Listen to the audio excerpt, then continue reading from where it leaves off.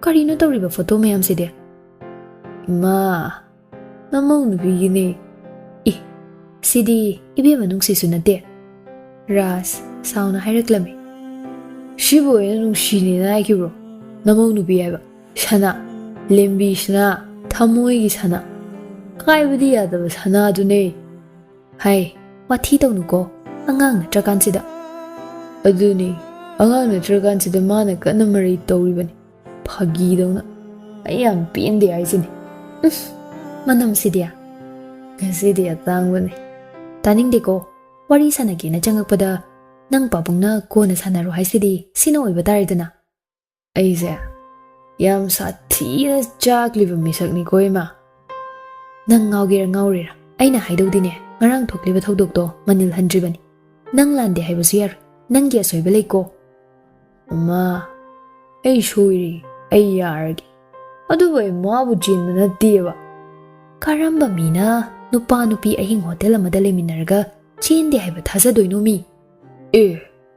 Machin mana mapalamda hostel changba pharak tabadagi room lobuduna kain tawbunoba. Hai, nabani di pokminakide ko. Hana su torok khandanaba tawdedana. Magi wawerdi tuwasida yare. Nang aibu phate haigan. Aidi nupi ama oina nupigi awaba khang. Nang nama pamba pamdabadudi nangi phiribni. Aina haiba ngamde. Nakhoi ani ahing lelurabani. Ahing lenba. Ai sum saurok tore. Sauduna ne, akhoi ba halo. Nang natomtagi chatnabi ma semhoro. Tokbiro yare mama. Mama ya pambado haibiro. Icha nungsina ne, graduation loisinba makha tamthaba. Akhoi na magi daita logani. Ayungon paisa tingdong nati. Tawsona. Maraksida nang na magi nungaitanaba tawbada aibu phate haigan. Hek tawramaba. Aidi harisini. Kaida unadana. Aina kai haidurige. Masigidine phasana potharo. Makha tabadi haying phasana wari sarasi. Nisagi mayaina numittumadi mamana ngangba ingthisana tabida adumak tumkhre. Mathangi numit mama's office chatre irangdugi matung inna. Rasina bema khenjang jasige. Ichana chaningba madi hayo mama thongi. Ngarangso inthisana chakjaba nate. Mama, ay kaiso chaningba layteda. Noyambong nangangasu darunuko. Mama nang nahaiba thazai. Manumadi gyan soidana lagani. Matamduda ichana hainingba mayam loina hairamdong. Magiba yadeko. Hoy mama, ngai ko se. Ichagi college chatpa hangat handa thindok thinjin tawnabane. Mama na driver thamdoin. Nang baba imagi mamangda ikoina nangbo patik jaba mi amadi oihankidoinida. Nungsina isagi phibamsi yengladi mama driver gi mathau tadeda. Hoy, achinba leiradi thinbiyo. Natradi otoda sum chatke. Isana chatpagi hainabisu adum thamage. Kaisampat mapada coaching amasune handak nongna hangbado aduda class adum chasilo. Graduation loidabida chatpa yagadrane mama. Nang nasana ngamani na khalo. Ataidi araibani. Aina sungangnagi coaching gi oja khaida. Nangbu yawhandaba yade haiduna. Mama hoigi The Times of India gi cover do lobana draw. Aikhoi gi di Indian Express oina lobani. Kaidore. Ado isiyani da. Some current affairs to hojiktagi hauna pabagi hainabi thamgen tawbani. Adudi Times of India na pharuidrane. Adudi phari. Aine nang pabungda hairaga lawnaba tawge. Mama, nachami mo oina ba hotnadoini. Ichana sauba phatharaba tungda lawrakpa phiripse ai yam peli. Mama, yambong sulande, ai sulande. Mama, ai kai haidoino khangdeda. Ihe, amuk kappa bro, tawnu phattese. Mama leri sidi. Akhoi baba ga imaga su Guwahati da oina leirani na hairame. Aikhoi su chatla loire makhoi gi manakta. Pharise, nang patharam. Mama chak ising hotnarukhige ko. Mama, ai thongbige yani. Yamdasu aina dum thongeba. Aina aigi marupta thamkiba thazaba manghalloida. Nangbu ichaningo sakna thamgani haikibani. Aine madu ngaktabasu tawr. Mama chak thongmadi kai gaige. Nahi khakta hotnagadawbani. Atai atopa amata khanba tawba yar. Adugane mama na haidobabu nang yambong nangangasune manaraga khatnaba yade ko. Mama saudi saunu. Ai maga suon onjinaroige na khali. Fare fare, nang pothaur.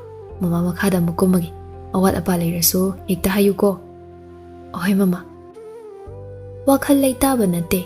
Machanupana migi machaningoldo ahinglel haluraga mana chenba nate haibadu.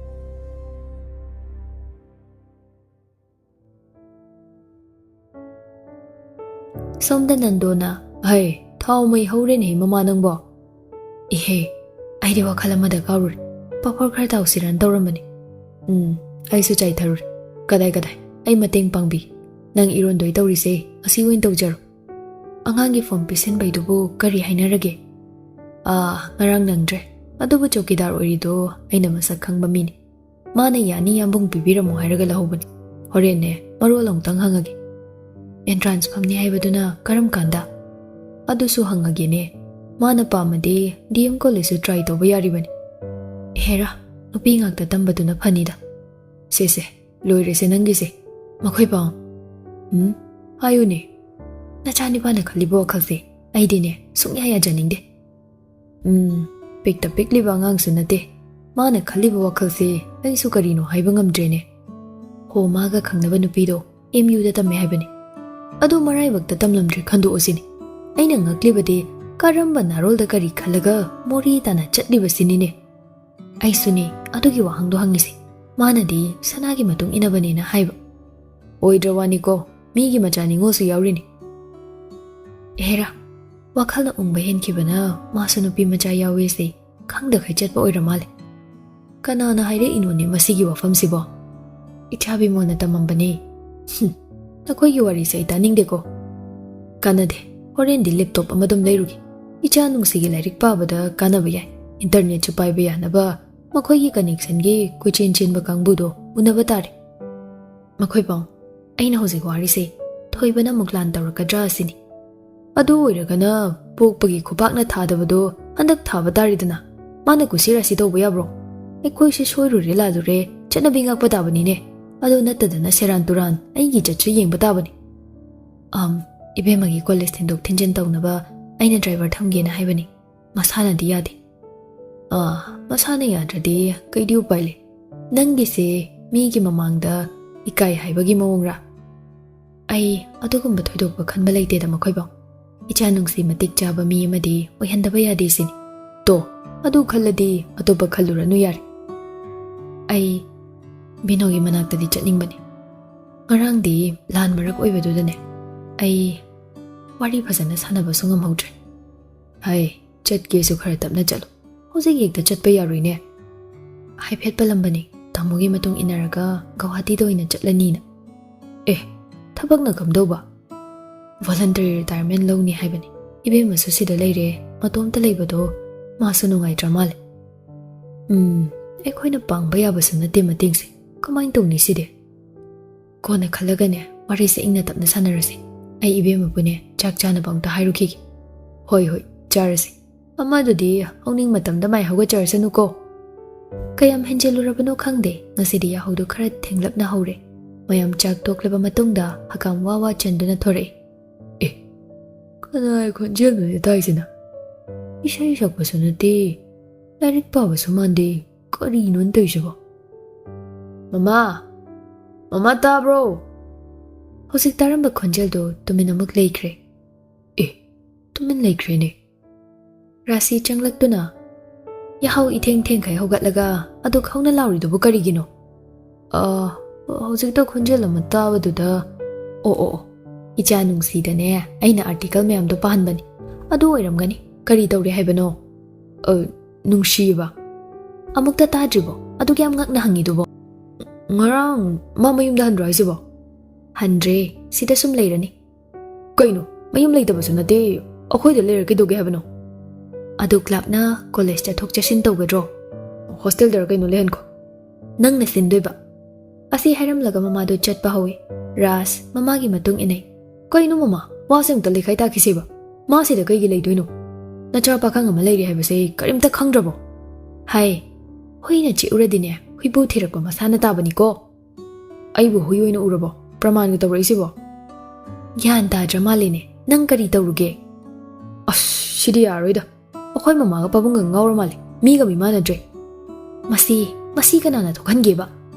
Mama, aina soibane haire yaredana. Ado nupise sida lebe kay mathau tagiba. Aina chengene chenbasu nate mayumda halwayo. Kaino ijadabi haibra adu pirasi. Nangi sina chena chalda asamna taramadi kay taramni. Nang kay taramdori ba? Phajana hangni kay kamai toba. Marambu chardi adum khaidoknani. Aduna nangi wakhal nidana. Thabak si thokpaga thoktabaga khetnabani. Imagi thoiba khitang gyan tanasiko. Mama, nattimi mana leiraga aise mina kayni haina haikini. Ichalgumbini ba. Hoi, aduni aina hainingi sisu. Nachaluina adum khalaga le. Nangonda nangi nupi oyu luhongbagi wafam pandidana koina. Phare phare. Mama, mana sida karan turan ga taraba. Ai kanano khangan bataridana.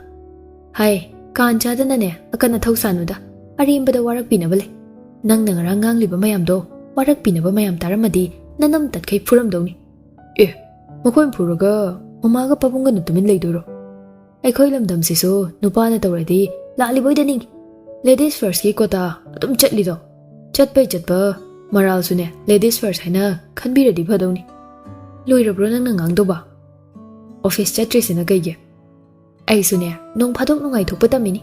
Masini nungai ba haise. Chalo namai nami kata thojo. Chak chagira breakfast chagira nangna thokpa taw.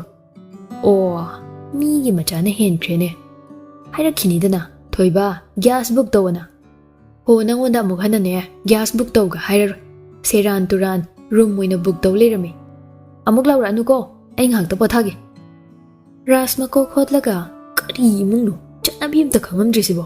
Kamai tawbuno. Nate migi machani ngodo sida thamaga kaidoge habano ba. Ngahak noksi kadai kapsi kadai tumina lerami wakhal mon khale. Sanana pause takradi ai bulana lokini. Karaga laptop ning leiringai aina khudong jaba pibaga chap manarani ko. Natraga ai bohana haihobana phadoi jalane. Anglal babai khonjal darini. Asi changsilaga dab khradum tahogi. Aduna phadoi mal. Changake haibaga taude. Migi nupi leiba kado thong thindabi hekta hangdoktuna changai. Nupi du parambado phatle paga yengai. Rasna ai Nupi du makha karimta taramde tumin lei wakhaldana nang oira kaidorage. Yum sida mamana nang leirani haine. Ai wakra haige. Ai matam khra leiraga dum hankini. Hoine, matam khra leira hangira halwira. Ai wadi nang yum sigi jat chokadabam ta torpyar. Ai khangjai. Adugane morigi thodokto nang yam henjina khanjin me mathauda deko. Amaromda ai nangi na khut phawsu amon. Nungsi wakhaldana asuk yamna sakta khatlise kari jabazano sibo. Ikhage nga goiramadine khangdongnina. Aigi chahi manga hena nungsinarabi amalei. Mamingna sana kawi. Ado sanana nangi maramda mingonda hangakpe. Nang nasadasu. Ado matamda nangdi aigi ijalni haina kumdoba. Khangedana nungsi wakhaldana nachalni phaw haisaningde. Aine lamkini. Ai isagi pandam lebini na haibasi. Tumin leise kaino. Yambang na haibado tarini. Pai tai haibagidi. Adubu na ko ngamada thadokpadi tawgun. Amukasu harisin. Nanga iga karishu mari leinade. Aduga ibani chenbasu leite. Nangsu engonde henjina khanbe yar. Hoi. Ai nanga ide ahal mayamna lakpada nangna kemta haidabadunini. Phari warise. Ngarang na ugre. Swaida loisilasi. Nang kai no pari dai. Pajawro. Ai sumai midang taruki. Asomna rastu thokre nungsi mathanta machinda murum solhawi. Yam mama leibaga sardan aina kemta habidoksu nate. Matam changasu ai hotnaba lepa yade. Mama baba na pamjaba manglan ai kaidonungda kahelo. Nupi do mayumda leirabanina masu leifam khangdre aduna mamanaba bimogi yumda oina laame. Kuidore anobiga wari sanarapro. Kana anobi? Kaino nakoida leiri haidaine anobi natro. Ai nupi nateko seran turan. Ai nang nupi ni ga haikrabo. Haizade ko koi. Aina haidi akhoi ga yengnabada mana angang oidro. Ikhoina ariba. Mana anobi. Aduna haibani. Adu oire. Sanayi. Article me amam pahobani. Luhongdoiro. Era. Adum bai wa panade. Koina basunate aidi sana leiri. Mangondagi henba amta leite. Ibungo sana. Asing ba sana masa khangdaba tawnuko. Koigi masa khangdabano. Khangi gaini. Kandise. Krasugache. Adana kokse. khara ingdawba male. Ima danigo chaibada loirabani. Kaishu kaide ai dum chatlurage. Yare ngaiko punna chasi. Karino khra pairabanina university da lagle nupiduga hamu hanagum unaduna wari sabasu ngamde. Hemana aima da la amira. Class loirabo. Class budi loiri. Limbi unadro. Madi garden chatkani haina ngasai chatkidaine. Kadai garden da. Kaino matai garden da chatni haido daga natro. Ichal na kolam ta tawraga kaida leigi na hangbiba yagadro. Bimol na hairakbani. Hemana da ma number masile hebani. Engonda yaudre. Toda. Daras nakhoi ni khara saunabro handak marakse. Sauna dida. Bimol na yarese nang gari mamai leithom. Ai chalga wari khara sarakhi. Koi wari. Gari puro nang sanado naru saida. Chalo yare. Hoi ai.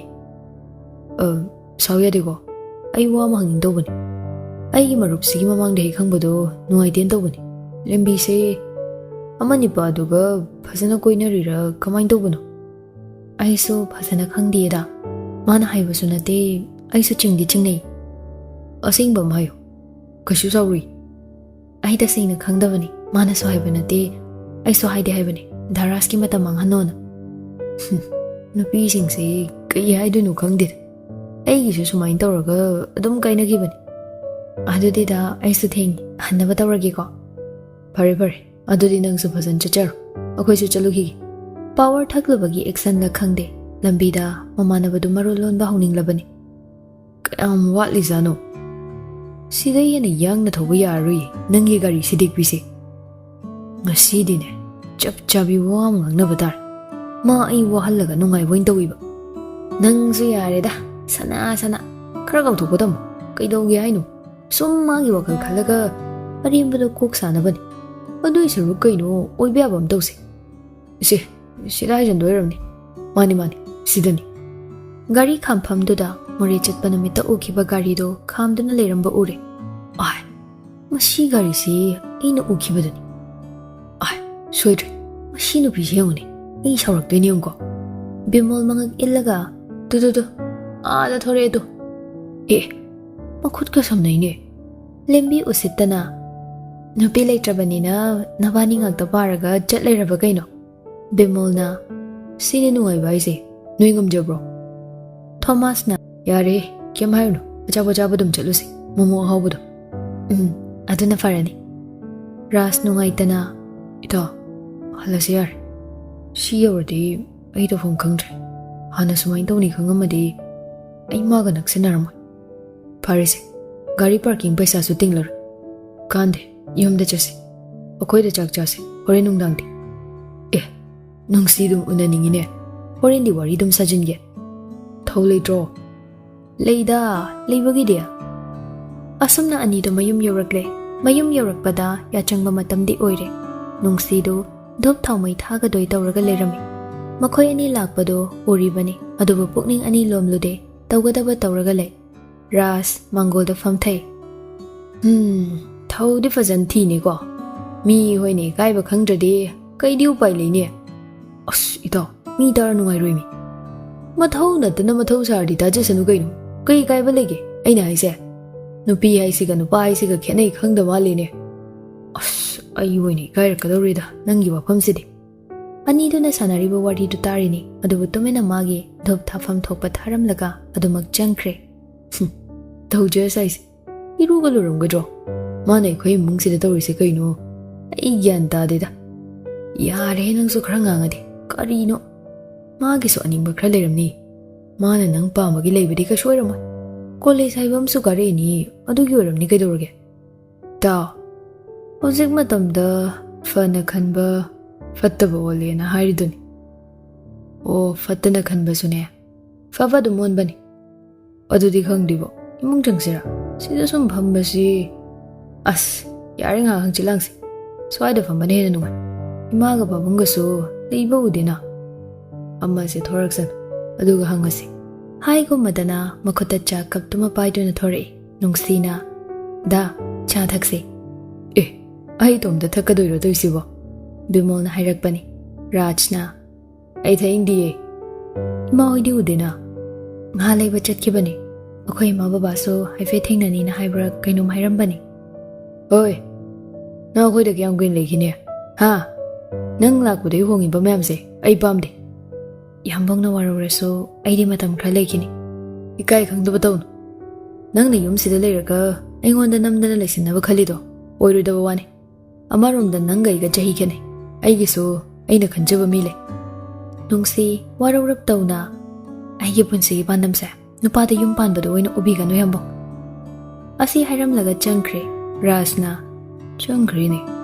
Machin khumlambagi tanar thajinnigo. Yare tawbino. Cha adum thake. Nisagi mayaiga chagi mahauga basilagi." Sakta asiga. "Ai buro. Nateda. Changkhre sini. Mana sumlai siladi. Ibu sana daraga kai pakumai pidoinoba." "Nangna sanagi wari. Magiso khangnaba nupa leiramadi kamdoba. Ha, migisu waramdoini." "Leiramoida. Sakta asinabu. Lairi paraga thabak tawni na mukjaido udro." Tanjaduda nungsido prap thokle. Bimolna, "Nungsiya, kaidano nangde?" "Dukan chatluge tawbani." "Oi, maiko. Dukan ga thokbirano. Imungi jajon birano. Kai gandabda. Yamna mama pabung kaudai. Aduda tapko. Leijarsani maina." "Yari nungsido." Wa makha taramda dukan thokki. Rasu phamlambadagi kok inai. Bimolna, "Chaga thakpham khangde mashina tawbasima." Dukan yauraduna nungsina, "Nene, rafoi bayaba notebook yauba natro?" Raj changsillaga, "Itaima, mana piyu hairse piganu. Mafamsida mana pot leba lakpada amta piganu." "Kaidawre thoiba? Makoto paisa leitabani. Aduisu mathakta pot chotpagi hinawi leikini. Akoin loba nate hairasu itaimoi mangjani." Bimolna, "Nang kok pirudana." "Pirui. Aidi gido pidoiba." "Nene, aigi paisa yawi." "Itaima, aina hairsini. Pirunu. Mana pari paisa do chanadabani. Jali boiromgani." "Nene, yani adum pibiyo." "Itaima, yaruko. Ngaiko. Nakhoi ani hanane wale khaidanaro. Aduga aina piba haibadudi araibani." Wa makha taramda yumlomda muk changakle. Nupa ani duso amuk inaragle. Chakhom changduna asawba nungaitabado fathanaba fridge-tagi ising lokthokduna thakle. Rajna, "Nangondaga nana fridge ising thawaige. Naraga makhoi chinangaira." "Yari baito. Nang sidiba.